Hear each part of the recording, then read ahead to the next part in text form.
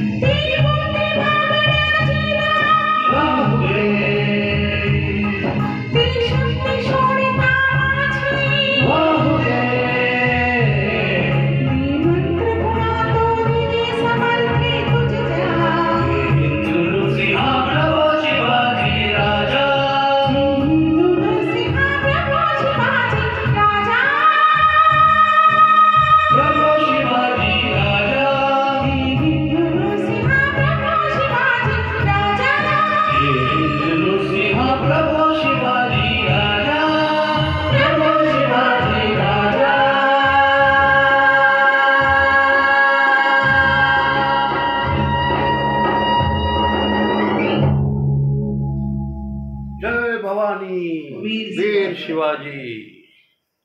धन्यवाद।